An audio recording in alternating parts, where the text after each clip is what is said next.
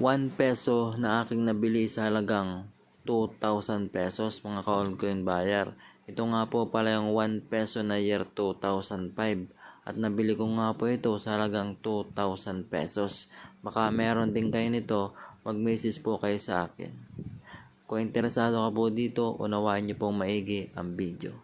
Magandang araw mga ka-all coin buyer. Hawak ko nga po pala ang nabili natin na 1 peso BSP series na year 2005.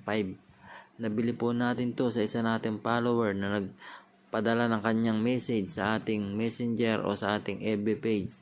Nakita ko po na ito po ay tugma sa aking hinahanap na year 2005. Kaya po ito ay aking dalidaling minessage at binili ko po sa kanya sa halagang 2,000 pesos. Baka po meron kayo pa ng mga ganitong klaseng 1 peso na year 2005 ay bibili ko na po sa inyo.